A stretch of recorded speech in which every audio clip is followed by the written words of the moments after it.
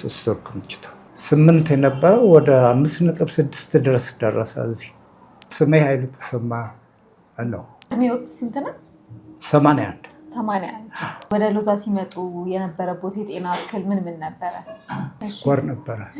31 ዓመቴ ነው። 31 ዓመት ሙሉ ስኳር ነበረ። ኢንሱሊን ወስድ ነበረ። 15 ዓመት ሄጄበታለሁ። በስ 6 ዩኒት ማታ 10 ዩኒት ጠዋት ነበር እንትን የምለው። በዛ ላይ ሚትፎርሚን ተደምሮ ማለት ነው። ግፊት ነበረ። የግፊት መድኃኒት ለብቻው ወስድ ነበር። የልብ መድኃኒት ለብቻው ወስድ ነበር። እንደመጣሁ ምርመራ ተደረገልኝ።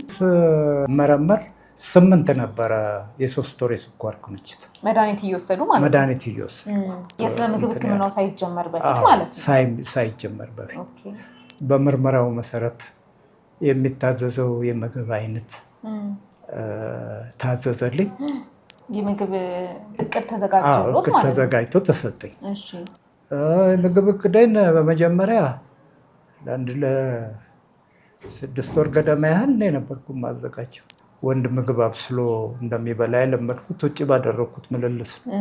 ለእኔ ሽንኩርት ከትፎ ምግብ ማዘጋጀት ምንም ማለት አይደለም። ከዛ በኋላ የምትረዳኝ ልጅ ያገኘው።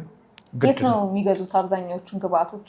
ግቢ ውስጥ አለ። ለምሳሌ አፕል እኔ ግቢ ውስጥ አለ፣ ብርቱካን እኔ ግቢ ውስጥ አለ። ስለዚህ ከጓሮ ራሱ በሚገኙት ነገሮች ያውም ማዳበሪያ አልጨምርባቸውም። በፍግ በምናምን ነው ማሳድራቸው። ከዛ በኋላ በሂደት ከ3 ወር ከ2 ወር በኋላ 8 የነበረው ወደ 5.6 ድረስ ደረሰ። እዚህ የ3 ወር ክምችቱ ማለት ነው? አዎ የ3 ወር ክምችቱ።